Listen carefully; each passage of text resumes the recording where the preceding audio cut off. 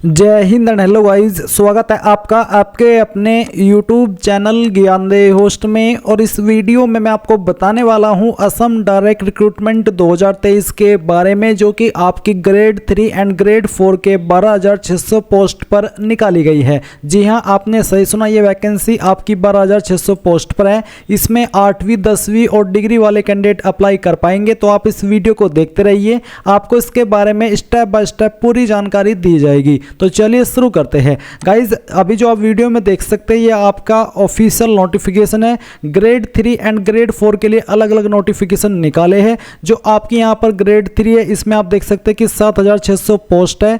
इसके अलावा यहाँ पर ग्रेड 4 के लिए जो बाकी वैकेंसी बचती है वो निकाली गई है। इसमें गाइज आपको बताता हूँ कि कौन सी पोस्ट पर क्या क्वालिफिकेशन चाहिए होगी। बेसिकली ग्रेड 3 के अंदर यहाँ पर जो पोस्ट आएगी वो 10th लेवल की आएगी, जिसमें कि देख सकते हैं कि 1060 वैकेंसी है। इसके अलावा यहाँ पर आप देखेंगे HSLC क्लास 10 और equivalent examination past along with ITI, यानी कि HSLC जो आपकी 1060 पोस्ट है, इस पर आप सिंपल 10वीं पास से अप्लाई कर पाएंगे कम से कम।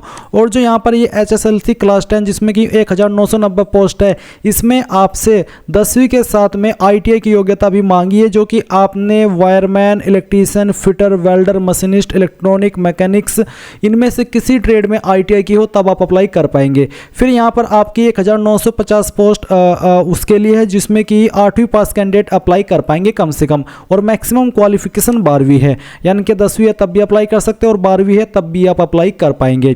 इसके बाद में गाइज जो यहाँ पर आपका ये जो ग्रेड 3 है, उसके ऊपर अगर हम आए तो इसमें यहाँ पर आप देखेंगे कैटेगरी 1, कैटेगरी 2 और कैटेगरी 3। तो यहाँ पर जो आपकी ग्रेड 3 है, इसमें बैचलर डिग्री मांगी जाएगी, bachelor degree with computer certificate या फिर diploma of minimum 6 month duration from economic institute, जिसके लिए आपके 4055 पोस्ट रहेंगे। फिर कैटेगरी 2 में यहाँ पर जो वैकेंसी है वो 10वीं पास की है, जिसमें कि यहाँ पर 3127 पोस्ट है।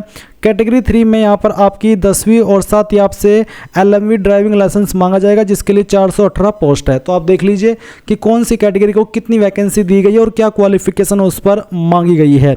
एज लिमिट की अगर बात करें तो एज आपकी मिनिमम 18 साल है और मैक्सिमम 40 साल है। एज आपकी 1/1/2023 तक काउंट की जाएगी, यानी कि आपकी उम्र ना तो 18 साल से कम ना ही 40 साल से ज़्यादा होनी चाहिए 1/1/2023 तक। ये बात हो रही है जनरल कैटेगरी कैंडिडेट के लिए, क्योंकि गाइज गवर्नमेंट रूल्स के अकॉर्डिंग SC ST कैंडिडेट को 5 साल की और OBC और MOBC को 3 साल की छूट दी जाएगी। यानी कि SC ST वाले 45 साल की उम्र तक अप्लाई कर सकते हैं और OBC और MOBC वाले 43 साल की उम्र तक अप्लाई कर सकते हैं। डॉक्यूमेंट्स टू बी अपलोडेड, क्या डॉक्यूमेंट आपको अपलोड करने होंगे? आपको रिसेंट पासपोर्ट साइज फोटोग्राफ और आपका कैंडिडेट का जो सिग्नेचर है, यानी कि आपका सिग्नेचर है, वो आपको अपलोड करना है। एप्लीकेशन फी, एप्लीकेशन फीस के लिए कहा है कि there will be no application fee for all the categories of the candidate, यानी कि यहाँ पर किसी भी कैटेगरी कैंडिडेट को कोई भी एप्लीकेशन फीस पे करने की आवश्यकता नहीं है। सभी कैटेगरी कैंडिडेट फ्री में अप्लाई कर पाएंगे। अगर गाइस बात करें इसके इंपॉर्टेंट डेट्स की, तो आप लोग 10 नवंबर 2023 से लेकर के 29 दिसंबर 2023 तक फॉर्म को भर पाएंगे। एंड गाइस ग्रेड 3 के लिए टोटल पोस्ट 7600 है और ग्रेड 4 के लिए टोटल पोस्ट 5000 है। एंड मुझे कमेंट के माध्यम से बताइएगा कि क्या आपको चाहिए कि जब इसके फॉर्म स्टार्ट हो मैं आपके लिए फॉर्म फिलअप की वीडियो बनाऊं, ताकि आप उसको वॉच करके इस फॉर्म को भर सके। क्योंकि आप यहाँ पर देख सकते हैं ऑफिशियल नोटिफिकेशन भी कि 10 नवंबर से लेकर के 29 दिसंबर 2023 तक आप फॉर्म को भर पाएंगे। अब आता है सिलेक्शन आपका कैसे होगा। तो कहा है कि the selection criteria and the mode of examination for the different categories of post shall be communicated in due course of time. हालांकि after written exam the shortlisted candidate will have to appear for skill test, जैसे कि computer या stenography या फिर driving test. यानी कि पहले आपका रिटन एग्जाम होगा, उसके बाद में आपका कंप्यूटर, स्टेनोग्राफी और ड्राइविंग टेस्ट होगा, जो कि आपकी पोस्ट पर जिस पर एप्लीकेबल है उसके अकॉर्डिंग रहेगा। फिर कहा है कि the shortlisted candidate will have to bring all the original testimonials, जैसे कि age proof certificate, caste certificate in case of reserved category candidate, educational qualification certificate, computer proficiency certificate.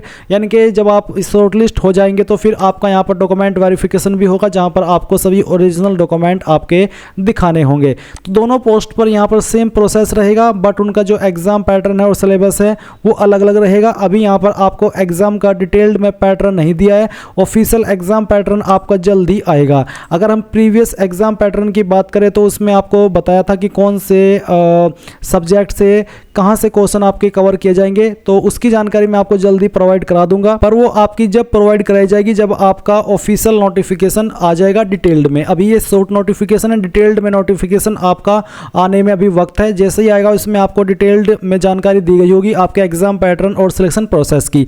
अभी यहाँ पर गाइज आपका एक सवाल आता है अन्य स्टेट के कैंडिडेट के लिए कि क्या अन्य स्टेट के कैंडिडेट अप्लाई कर पाएंगे, तो जान लीजिए candidate must be Indian citizen, permanent resident of Assam, selected candidate will have to submit proof of residence, domicile certificate.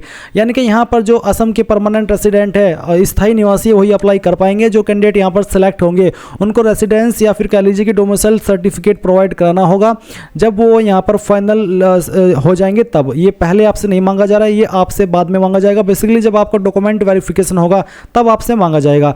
अगर आप असम के निवासी है और आप चाहते हैं कि मैं इसमें अप्लाई करूं बट यहाँ पर आपको असमीज़ नहीं आती, तो तब भी आपको प्रॉब्लम हो जाएगी, क्योंकि कैंडिडेट मस्ट स्पीक असमीज़ और any other state language fluently. यानी कि बेसिकली आपको जो असम की स्टेट लैंग्वेज है वो आनी चाहिए, जैसे कि असमीज़ या फिर असम के अंदर जो अन्य दूसरी लैंग्वेज बोली जाती है वो आपको अच्छे से बोलनी आनी चाहिए। तो बिना आप यहाँ पर असम के निवासी हो या फिर ये आपको लैंग्वेज आए, आप इसमें सही तरीके से एलिजिबल नहीं हो पाएंगे। अभी इस शॉर्ट नोटिफिकेशन के अंदर तो आपको एलिजिबिलिटी में ये चीज़ें नहीं दी गई है, बट जब आपका डिटेल्ड में नोटिफिकेशन आएगा यानी कि विस्तृत नोटिफिकेशन आएगा तो वहाँ पर आपको बोला जाएगा कि हाँ आप असम के स्थायी निवासी होने चाहिए, क्योंकि ये वैकेंसी आपकी 2022 के अंदर भी आई थी जब आपके इसमें 26,000 प्लस पद निकाले थे, तो उस वक्त आपसे ये कंडीशन मांगी गई थी। अगर इस बार कोई चेंजेस होता है और अन्य स्टेट के कैंडिडेट को भी मौका दिया जाता है तो गाइज वो जब आपकी फॉर्म फिलअप की वीडियो आएगी तब क्लियर हो जाएगा, क्योंकि जब हम फॉर्म को भरेंगे तो वहाँ पर अच्छे से पता चल जाएगा कि इसमें अन्य स्टेट के कैंडिडेट अप्लाई कर पा रहे हैं या फिर नहीं कर पा रहे हैं। या फिर गाइज अगर आपका डिटेल में जब नोटिफिकेशन आएगा उसमें आपको ऐसा बोला जाता है कि अन्य स्टेट के कैंडिडेट अप्लाई कर पाएंगे, तो भी आपको यहाँ पर बता दिया जाएगा फॉर्म फिलअप की वीडियो में कि हाँ आप अन्य स्टेट से अप्लाई कर सकते हैं। अभी के लिए तो जो कंडीशन है वो मैंने बता दी है, बट अभी आप होप मत छोड़िए, क्योंकि शॉर्ट नोटिफिकेशन के अंदर ऐसी कोई कंडीशन इस बार नहीं दी गई है। तो आशा करता हूँ कि इस बार सभी कैटेगरी सभी स्टेट को मौका मिले। अगर ऐसा है तो फिर आपके भी इसमें चांस बन सकते हैं अप्लाई करने के। तो गाइज आपने यहाँ पर जानकारी जानी। अगर आपका अभी कोई सवाल डाउट है इस जानकारी से जुड़ा हुआ तो आप कमेंट के माध्यम से पूछ लीजिएगा। अगर आपने अभी तक वीडियो को लाइक नहीं किया, वीडियो को लाइक कर दे, चैनल को सब्सक्राइब करके बेल आइकन ऑन कर ले, क्योंकि आपको यहाँ पर इस वैकेंसी के सभी आने वाले अपडेट दिए जाएंगे फॉर्म फिलअप की वीडियो के साथ में। इसके अलावा आपको all over India job update हमारे चैनल के ऊपर मिलते ही है, तो चैनल सब्सक्राइब करके बेल आइकन जरूर ऑन कर लीजिएगा। Thanks for watching. जय हिंद।